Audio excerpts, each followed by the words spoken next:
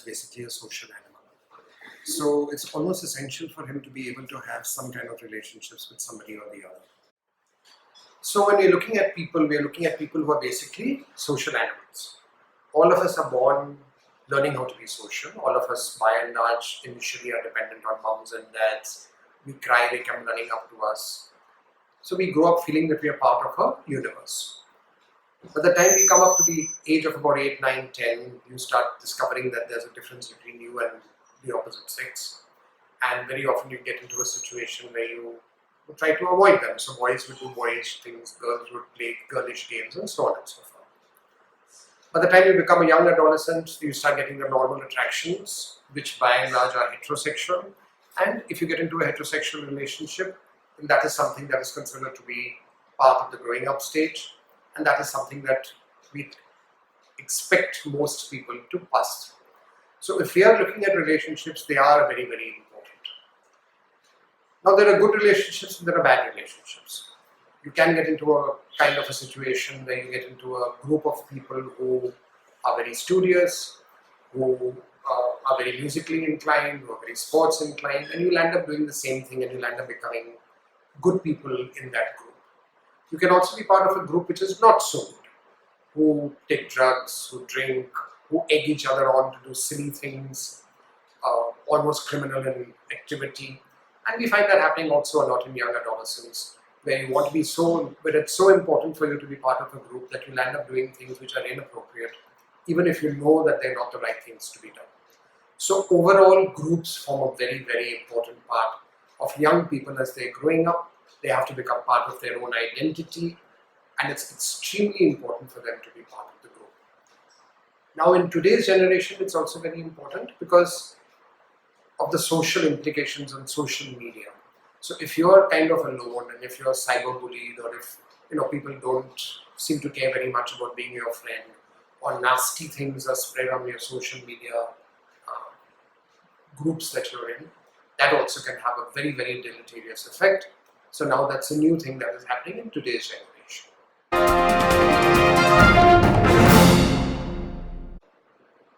Now let's look at the fact that if you're looking at romantic relationships, they're an important part of our growing up. They're an important part of our knowing how to deal with the opposite or the same sex in today's generation, that it's not considered to be a crime anymore. So if you're looking at it as being a motivator, of course, if I'm interested in a girl, I will try to do things which, in a sense, will impress the girl. I will try to do things which show that I'm caring, which show that I'm nice, which show that I might be academically talented. I would try to do things which make me look good. And very often that acts as a motivator. Now it can also act negatively. Sometimes we'll end up being extra possessive, we'll end up being very negativistic.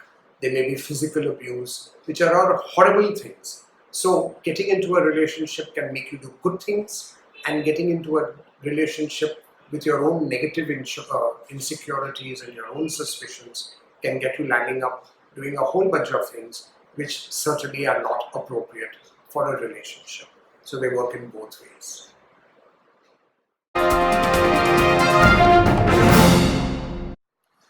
It's very frightening at times when you see youngsters in relationships which are so obviously bad. So when we're talking of toxic relationships, we look at it in one or two perspectives. The very obvious one, of course, is the one where there is physical abuse. So if you're being hit, if you're being, pushed around, if you can't really voice your opinion and you're told that you're called all kinds of stupid names, then that is something that you have to get out of as soon as possible. The hassle sometimes is that the person might be very good, but emotionally she is very toxic. So they may be constant putting you down, not paying so much of attention to your own opinions, considering that your opinions really don't matter and that the other person is the one who's going to be making all the decisions, constantly telling you that you have to change the way you behave, the way you talk, the way you think, the way you dress. All of these things are horrible indicators for a relationship that is absolutely unbalanced, absolutely biased in one way, and should not be tolerated.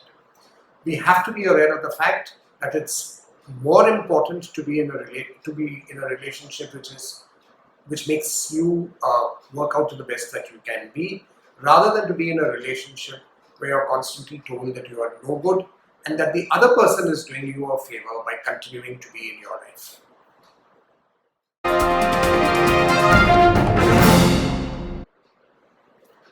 I guess what is very important for us is to be aware of the fact that we might be in a toxic relationship, because sometimes people are in a relationship and they don't realize just how toxic it is, and they want to continue because they just feel that they've invested a lot in it, or that the other person is actually a good person. And so what if occasionally I'm treated badly? But this occasionally being treated badly is probably the stepping stone towards constant negativism, constantly bringing you down, constantly making you feel that you're not a good person, a good enough person. So how do we deal with it? By and large, get out of it. If you don't want to get out of that relationship, then both of you need to go and speak to a therapist, or speak to a doctor, or speak to somebody who is well versed in this, so that both of you realize what it is about each other that's making each of you behave in a way which is inappropriate. And then maybe after going to therapy or medication, if there's a medical problem or a psychiatric problem, then you can come to a conclusion as to whether or not you want to continue with the relationship. It is certainly not appropriate for you to continue in a physically abusive relationship. You should get out of it today. Unless the other person takes enough treatment, there's not going to be a change. And it's not that, oh, after marriage it will be okay. It's probably going to be worse. We must remember that the first time that you are beaten is probably the most difficult time for the person who beats you. Once a line has been crossed, it becomes progressively easier and easier, and it is not acceptable.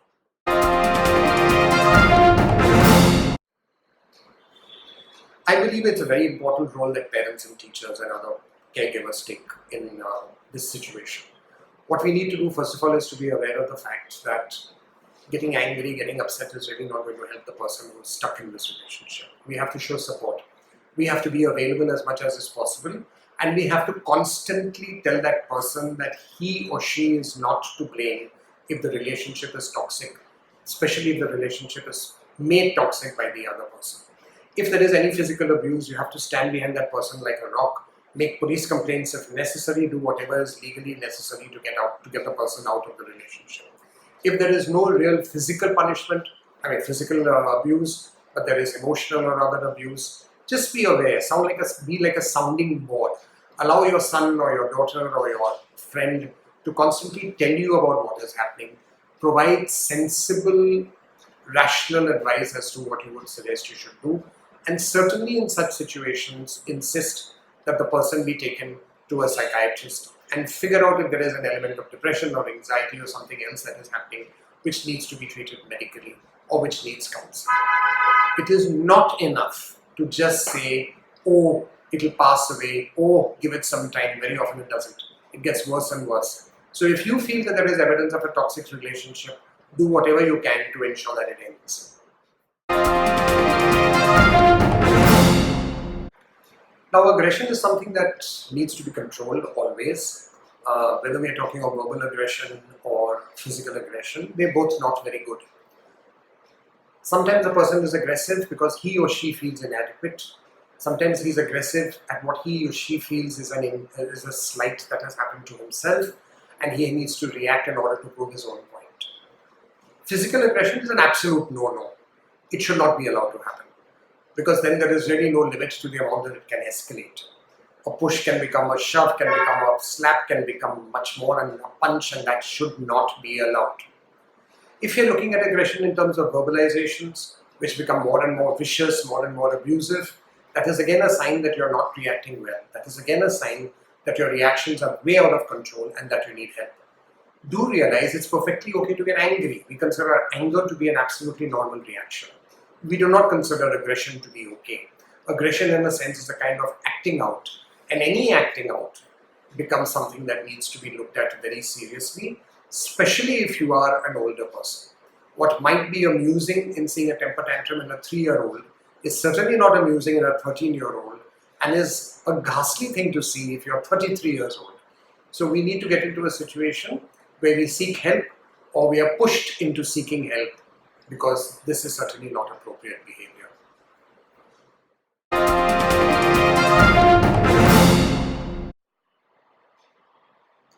So there's no such thing as it being necessary. There's no such thing as it being advisable. I think it's perfectly okay. It's part of growing up. It's part of the normal attraction that we would feel. Hopefully you'll experience 1 or 2 or 3 relationships before deciding on the one that is the most important one with whom you'll be able to spend the rest of your life. That is what relationships should all be about. But there are also people who've never been in a relationship who then got into an arranged marriage, and they live happily ever after as well. So there's no such thing as it is necessary. Yes, we do consider that it is not inappropriate. At one time it will be considered to be inappropriate to be in a relationship unless it's the relationship that you're going to be, the person you're going to be married to. Today, in today's generation, we consider that it's okay. It is considered okay in a sense to find out how a person who's not in your own family behaves towards you, so that then over a period of time you'll be able to choose the one that you think is the most important one in your life.